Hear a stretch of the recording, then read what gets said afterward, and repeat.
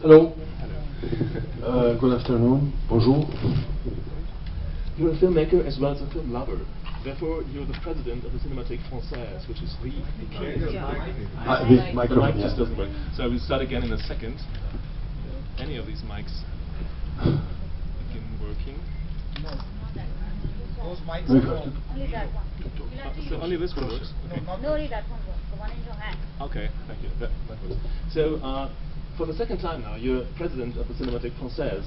An honor and a wonderful job of yours that you already had in the 80s when you were heading the Cinémathèque between 1982 and 87, I think. So may I just start from this film lover's point of view, because I yesterday saw you following the French competition film, and you seem to be much more interested in other people's works than in seeing your own film again. So I mean, what is it about for you to be heading this organization of film lovers? As a matter of fact, my colleagues asked me to be the president of the Cinémathèque, but there's not a big job, by the way. It's a group of people working very, very strongly. They do very, very good job. But I like to be part of the cinema. If I can help, I'm ready to do it.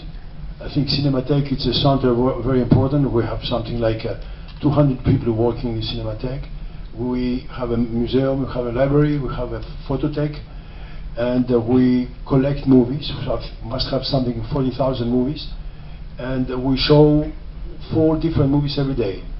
And the idea is to show sometimes all the movies of a director, what we call retrospectives, to have sometimes also expositions. Right now an exposition started like last week with about the major director Pasolini, and so that's the job of the Cinémathèque. But I mean, I'm doing all the job. The job is done by some very good people, and especially the director, who's Serge Toubiana, who's a great person too. You came to France as a young man of 20 years, or in your early 20s, and when did you discover the Cinémathèque? Shortly after your arrival, or when did that institution play a part in your life? No, I was coming from a country, Greece, where I haven't seen so many movies. The only movies you could see at that period was a very, very conservative government, even more than conservative. The only movies you could see, they were cowboy movies and very, very light, extremely light movies. I would say empty movies. There are some. And when I arrived in France, I started studying literature at Sorbonne, and there are some friends. They said, "Let's come to the Cinémathèque." I didn't know what exactly was the Cinémathèque. So it was a small theater, smaller than that, and the person who created Langlois used to show movies, all kinds of movies he could find, the important movies. Sometimes he would show movies in Russian movies with Finnish subtitles, for example. So we have to understand what it was about. And the first movie I saw, it was Greed by Erich von Stroheim. I was astonished to see that it was a huge movie. I mean, 3 hours movie, very dark, and really tragedy, no happy end for nothing. And that to say, okay, the cinema is something important, can do important work and do masterpiece also. So I decided to go to the cinema school, and I finished the cinema school in France. What a wonderful film to begin a visual education. I mean, Greed is one of his greatest masterpieces, but actually the subject of Greed comes back in your most recent film, Le Capital, doesn't it? It's greed. It's always greed. It's about greed. But greed is something permanent in human beings, unfortunately. But we can say the last 20 years became something insane around the world. I think it becomes little by little. I believe it's for that movie, because I believe that the elected people don't have anymore so much power. The power belongs now to the big money, whatever they're coming from, the banks or from the financial societies. It's very interesting because your very first films were thrillers, were films that were exciting to see, but of course they were about criminals. And then you made films about crimes in politics, and in the end we have these criminals who deal with money. Crime is permanent in our societies. But that means that the genre that you used in the beginning and adapted so wonderfully with Z, you know, one of the most intelligent thrillers ever made, in my opinion, on every level, that this genre seems to be still appropriate to deal with the difficulties and the problems of society. I think Z is built cinematographically like a tragedy.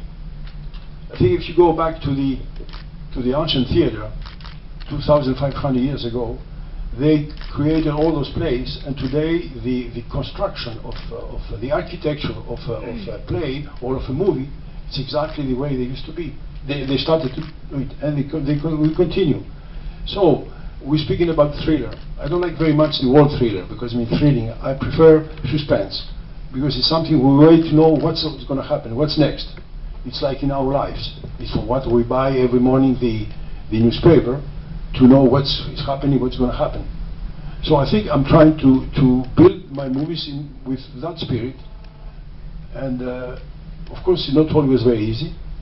And sometimes when I deal with the real stories, it's very difficult, because I have to respect completely the ethics of the story, the ethics of the characters, and the ethics also of the situations.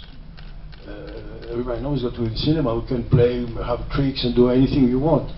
I'm trying not to cheat with the viewer. I would like the viewer to have really point of view of the situation. And it's very difficult, because the real story that takes place, what happens during months, sometimes years. And then in the cinema you do it in 2 hours. So I'm trying to find a way to be very, very, how can I say, honest and ethics with what I'm saying to the audience, because finally I have to respect the audience. Yes, in the end it is us, the viewers, who have to take sides. And this is what your films are mostly about. It's about the obligation that we all have to make our minds up, to decide, to find our position. In your biography, I think it must have been traumatic that your father, who was a hero of the resistance during the war, during the German occupation, was not honored for his deeds. He went to jail after. He went to jail afterwards because he was considered a communist. So this injustice, did it happen? Did it happen in fact? And of course it must have happened. I don't know. To tell you the truth, I'm not trying to go down the caves to see what's coming from what comes my how can I say, my passion for that kind of stories. I like to tell stories about human beings, about us finally, about the power, and about also the resistance. Something I think resistance is very important in life, to resist, not to resist against the big enemy, but resist also every day in the most small things that you don't like, or you disapprove, or you think they're injustice. I think it's my feeling. This is the most important thing, the resistance. I can't agree more. Yeah. So when do we learn in life to take sides? Is it in school when we are like, the teacher does us wrong with one thing and we object, and then we get punished for that? These experiences everybody makes in life. When do you think this éducation sentimentale begins? When if you're sure you're right, you should have to start again. Okay. I have a brother who is a very genius, who used to correct the professors. He used to say, this is not written like, you must write like this. The professor was crazy. He said, what are you saying there? He said, no, you need 2 hours for this word. And he was thrown out, and he came back, he started again. I think he was right. Very few people appreciate criticism. But the experience that you just tell me, I had the same one with my professor at the university. She was giving a lecture and I said, oh, you're wrong here. It was the other way. And she was not embarrassed. She liked me for being there controversial. Yeah, but you don't have to humiliate people. That's important also. Yeah, that's right. Try to find a way to say it in a kind way, to not humiliate the professor, but I think you do have to do it. And therefore you can also live with criticism, with film critics, who actually, some of them misunderstood Z when it came out, the famous Cahiers du Cinéma. I think they were the only paper who started a debate about a film with such a political impact could be that mainstream in the style and in the making. You know, it should have been an underground film. They would have liked it better. They like the idea of the filmmaker who has to struggle against the movie industry to get his message out or his artistic vision fulfilled. And since this film came so easily to everybody, it was a huge success in 1969. I mean, this criticism obviously was false, is there anything like a false criticism or just? First, let me tell you, I like to debate, yeah. but I never comment the critics. They do a job, it's their job, they like it, they don't like it. I know a lot of people don't like my movies, or some of my movies, all my movies. So I don't have to try to convince them to like movies, but I know a lot of people like my movies also. That's a kind of normal situation. So the critics have to do their job, and I believe the directors, unless myself, I never criticize, I never comment the critics, whatever they are.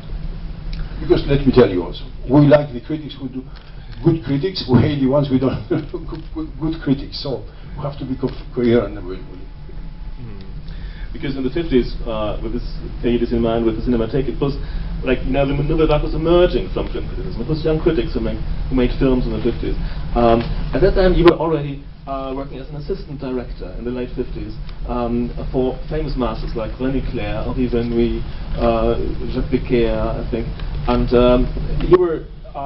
you were working on various types of movies with all the big stars of that time.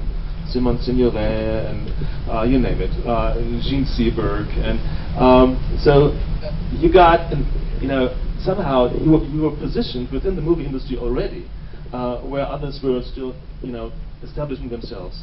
What was your idea back then of, you know, these divided worlds between the established cinema in France and the Nouvelle Vague? Where was your position? The Nouvelle Vague, the New Wave, was a very important movement in France, and it's linked also something important.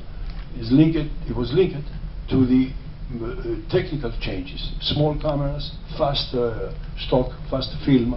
So they were able to shoot in real setting places instead to have to go to the big stage to build this. That was a major change. It happens every time. We have a technical, new techniques appear in the cinema. If you started with this, we had the silent cinema, even we call it silent, never was silent. But anyway, when the speaking cinema arrived, the cinema changed completely. The perception of the movies, the choice of the movies and the stories and so forth. Then we have the period of the Nouvelle Vague. The Nouvelle Vague, in a certain way, it's, we can say that's a little bit the daughter or the boy of the cinema, Italian cinema, the period of after the war. Rossellini, yes, that's right, the neorealism. But they went far away from what they did, the Italians, and it was a very important period of the cinema. Of course, I was assistant. I was very lucky to work with someone like René Clair, who was coming from the silent period of the cinema. And then I worked also with Jacques Demy, who was part of the Nouvelle Vague, a little bit with Agnès Varda also. So there was a kind of big school for me. After having the cinema school, IDEC, we call him IDEC, Institute of High Studies for Cinema. I continue my learning working with those directors. And especially because the French assistants, the director are not like the Americans. The American assistants, they're preparing the shooting. The French assistants are very close to used to be, still are, very close to the director. They are doing, in some way, the scouting, they are doing the casting, and by doing the casting, I have met all the major actors in Paris, and that was a kind of big school, and I was able to make my first movie, having really as actors, let's say some of the most important actors in Paris at that period. And you also had attended film school, which was a new thing back then. Film schools were not established before the 50s. But education on the job was more important to you, I suppose, than film school? Or oh yes, and today I say when the young people ask me if they have to go to a school, yes, if they can go to a school, but the schools are very difficult to get in, unless in France, in Europe. The other way is today you have a small camera, and you write a story with friends, you start making movies, you do the editing with your computer. There is the biggest school in my feeling. Oh, that's wonderful to say, because we have all these young students here who make films and show them here at the festival. And indeed, there's so much talent. It's much easier now. At that time, in my time, it was very difficult, because you have to have the money to buy a camera, 8mm or 16, and then to send the film to the laboratory to have it back, and then to cut it by yourself, to have a machine for the editing. It was very complex. Today it's really very easy. You don't need light, you can shot everywhere. Would that be something for you to do? Just making a film just by yourself, without any other people involved? Just you and your camera? Could you do that? Yeah. Me and camera would be enough. We need someone to. But yes, why not? Absolutely. Depends also on the story, of course. Coming back to that, because everybody here knows that film and praises it so much. You took Daniel Kothenshulte, the cameraman of the Souffle, of the Godard film, to shoot your film, and therefore merging classical cinema, classical type cinema with the Nouvelle Vague element, something that Hollywood was really keen about. You know, they were trying to do the same thing with the new Hollywood cinema, which was a mixture of Nouvelle Vague and classical cinema. So you created a model for that. Well, what was your idea? You were trying to go after some documentary realism along with the classical storytelling, or did you just see this is the new perspective where cinema is about to go in the future? As a matter of fact, I asked Daniel Kothenshulte to do the movie because I liked his work, of course. And I knew also that he was very fast. We didn't have enough money for the movie. And I need a DP to be really fast, did not need a lot of light. Some others DPs with whom I have worked before. So that was one of the reasons. And then we became very friends, and I shot also another movie, next movie I did with him. And I would have continued with him, but he became director, so he stopped.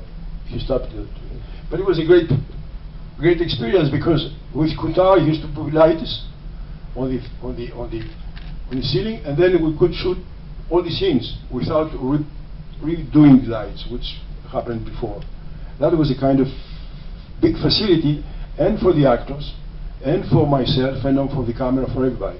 And we had the camera, it would make the whole thing even more easier, and also could shoot faster, because we didn't have so much time. We did the movie in something like 52 days, and we had a small budget, because when I was giving the script to the producers and distributors, they used to say, but this is not a movie, there is no love story, there's no main character, there's too many characters, nobody will be able to follow all those characters who change permanently. And you know, if Montan looks like being the big star of the movie, if you see the movie, the movie lasts 2 hours, 2 hours 5 minutes, and Montan is there for 12 minutes only, even with his photos. So they say, no, the Montan is not, it's not the movie. So it was very difficult to find the movie.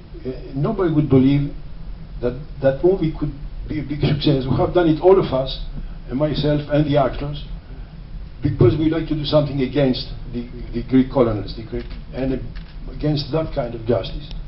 And we did it with, I think, with a big passion. And probably this passion was understood by the audiences. Indeed, this Greek military government was supported by the US. You know, it came into power with the help of the US, wasn't it? As usual at that time. Yes, like everyone else. But still, Hollywood gave you an Oscar for the film. Weren't you surprised? No, absolutely not. Because, you know, we say the Americans. They are not the Americans. They are Americans. They're Americans. All kind of Americans. And that after they asked me also to make movies in the United States. But I didn't have the subjects. I didn't know very well the United States, and I didn't speak any English by the time. And I would like to make movies in Europe.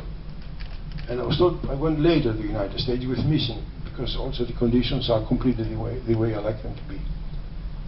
Some people, I think, were still taking you were a communist. And then you made The Confession, which was a film against Stalinism and against the evil sides of radical communism when being turned into dictatorship. Was that easily understood by your followers? No, it was no, it was tough, because even friends of us, when I did The Confession, good friends of ours, they said you did some wrong thing, and some actors refused to participate in the movie. But for me, for Yves Montand, for Simone Signoret, as also Bruno Ryder, it was important to do it, because we used to belong to a generation. I was younger than them, but we are all the same, more or less, generation, and we are very close after the war to the communist ideas. Why we are close? Because the Soviet Union was with our allies against the Nazis. And we can say also that the first hit against Hitler happened in Stalingrad. From that moment on, and then that time the communist parties and the Soviet Union used to propose a new society, much more justice and much more different from the society in which we will live, which has France, for example, in America or England, colonies everywhere in the world, colonialist wars and so forth. So we have that tendency to go to say that's probably a solution for the society. And very quickly we understood, and we were there with our very good, honest feelings, and we understood years later that it was all fake. And so we decided to do that movie, just to say that we believed something and we were wrong. And that here are the reasons for which we were wrong. And that's the reason for what we made. I don't believe you know that movie. There's a movie with Yves Montand, Simone Signoret, some other French actors. Well, what is it called? Confession? The Confession. It hasn't come here. Sorry. You didn't? Yeah, but I think by that time you have a very good relationship with the Soviet Union. Probably that was the reason.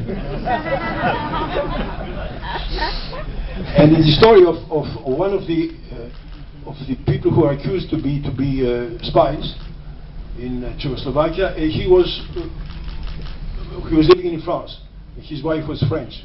This is the reason for. And he told his story. They were 15, I think 13, and he was the one survivor. All of the others are executed. And he wrote a book, extraordinary book, saying everything what happens exactly. And it's an extraordinary book. Even today, it's important to read it to understand that how wrong it is to take a party as one idea of the ideas of a party, like religious ideas, and to believe totally to them. It's the worst thing to do, in my feeling. It's hard to believe how French intellectuals like Picasso supported Stalinist Russia in the post-war period. You know how naive people were actually looking towards the East. Yes, up until 56, everybody was close to the Communist Party in France. Was up to, I think, 26%. I think it was all. Must be the end. No.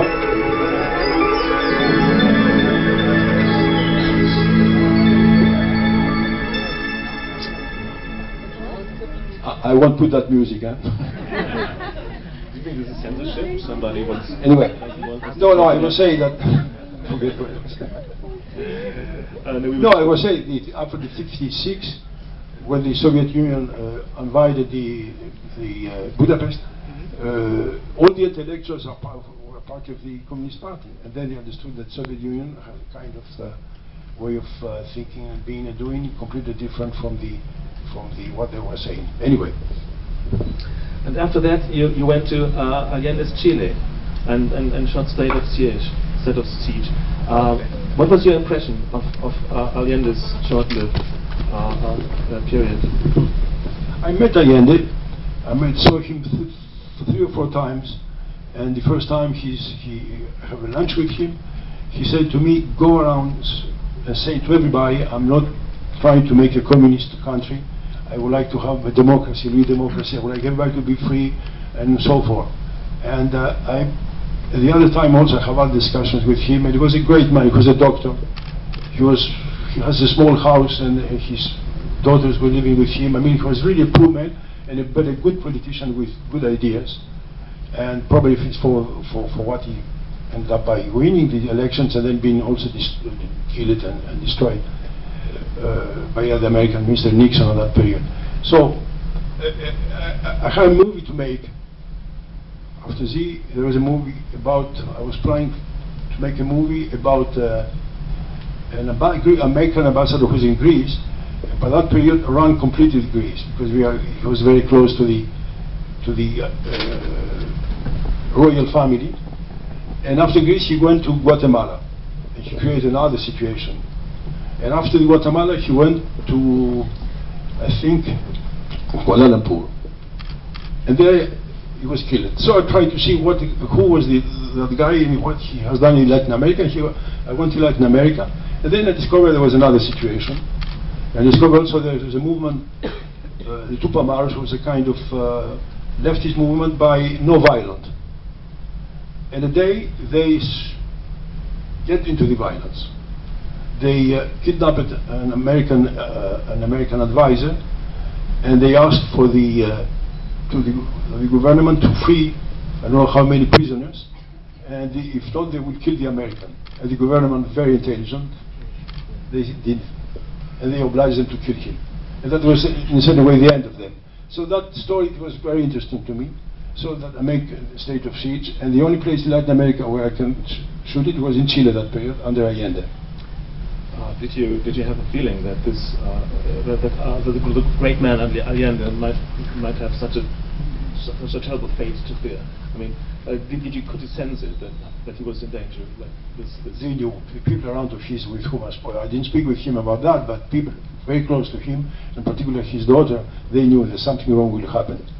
They didn't know how wrong would be. But he was great also because at the end of when the military took the power and they started bombing the palace, the presidential palace, he received phone calls from Europe and from different places. Today we send you a plane to come back. Say, no, I will stay here with my people until the end. And that was also very extraordinary for a politician.